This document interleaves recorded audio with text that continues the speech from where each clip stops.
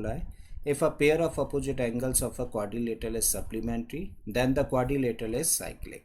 मतलब किसी भी एक क्वाड्रिलेटरल में अगर उस क्वाड्रिलेटरल के अपोजिट एंगल्स के एक पेयर के दोनों एंगल्स का सम 180 डिग्री हो, सप्लीमेंट्री का मतलब 180 डिग्री, तो ऐसे में वो क्वाड्रिलेटरल क्या होता है, साइक्लिक क्वाड्रिलेटरल होता है। ऐसा हम लोगों को प्रूव करना है।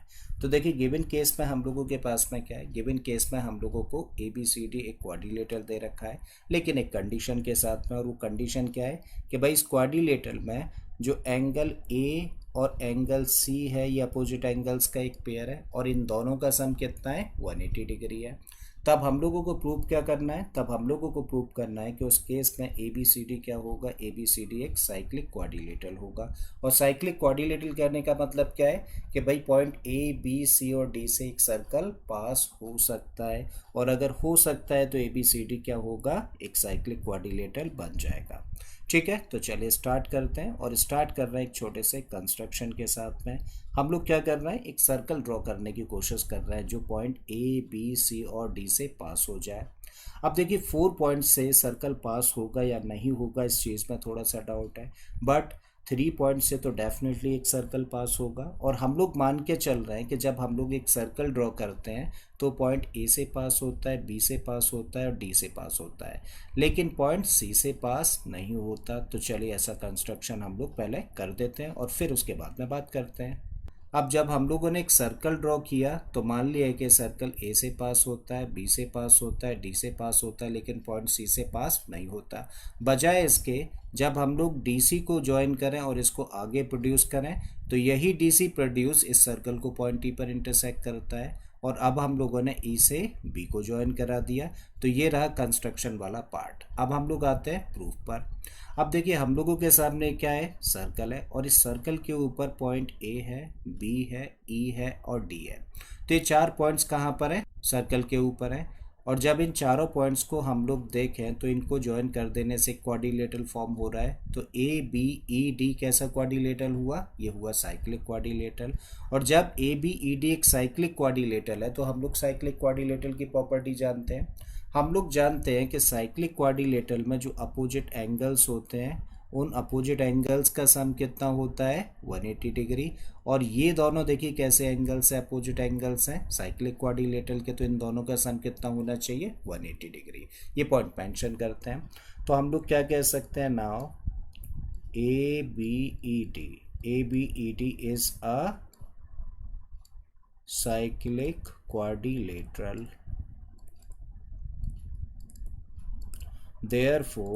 therefore angle D A B plus angle कौन सा, एंगल डी ई बी, इन दोनों एंगल्स का सम कितना होना चाहिए, 180 डिग्री होना चाहिए। और बड़ा इंपॉर्टेंट पॉइंट है तो मान लेते हैं इसको इक्वेशन नंबर 1। अब हम लोग यहाँ पर आए, देखिए हम लोगों को ऑलरेडी बोला है थ्योरम में कि भाई इन दोनों एंगल्स का सम कितना है, 180 डिग्री।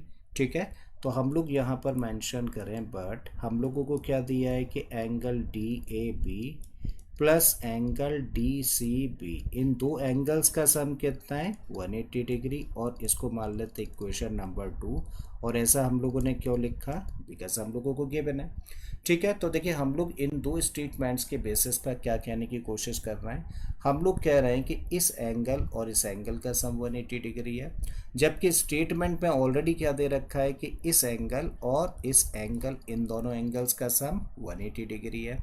ठीक है, तो इन दो इक्वेशंस को अगर हम लोग एक साथ लेकर चलें तो फ्रॉम 1 एंड 2, क्योंकि इन दोनों इक्वेशंस की देखो राइट हैंड साइड में क्या है, 180 यहाँ भी है, 180 यहाँ भी है। तो जब भी कभी दो इक्वेशंस की अगर एक साइड इक्वल हो तो उनकी दूसरी साइड्स भी आपस में इक्वल होंगी।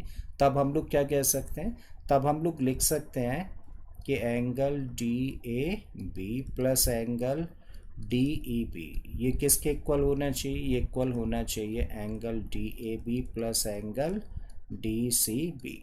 अब देखो कभी भी जब इक्वल के इधर उधर सेम साइन के नंबर्स होते हैं तो आपस में कैंसिल हो जाते हैं। तो देखो यहाँ भी एंगल डी ए बी है और यहाँ भी एंगल डी ए बी है, तो इस एंगल डी ए बी से ये angle D A B cancel हो गया। तो क्या मिलता है यहाँ पर हम लोगों को, तब यहाँ पर बचता है एंगल डी ई बी।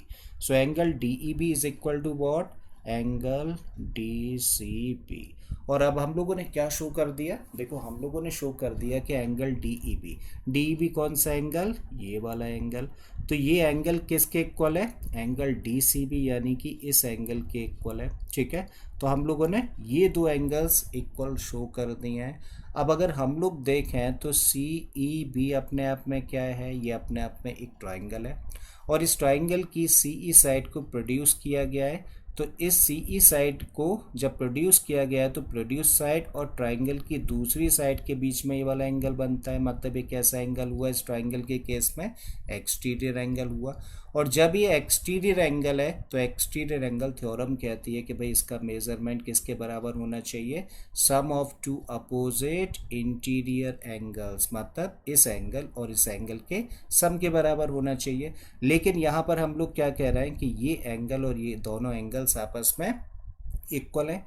ये दोनों एंगल्स तभी इक्वल पॉसिबल है जबकि ये पॉइंट सी भी कहाँ पर हो, इस पॉइंट ई के ऊपर हो, यानी कि पॉइंट सी और ई कॉन्साइड करते हो, तभी पॉसिबल है कि दोनों एंगल्स आपस में इक्वल हो सके।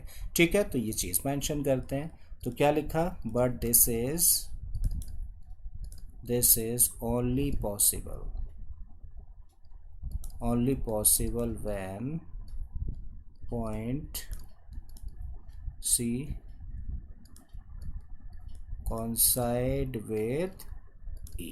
इसका मतलब ये तभी पॉसिबल है जब पॉइंट सी किसके ऊपर हो, पॉइंट ई के ऊपर हो।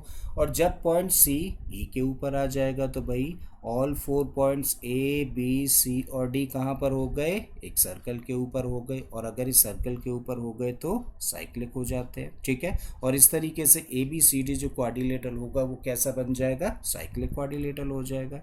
राइट, सो दिस इम्प्लाइज, या फिर कह सकते हैं hence A B C D are cyclic। So this imply कि ABCD is a cyclic quadrilateral, और यही चीज़ देखो हम लोगों को प्रूव करनी थी।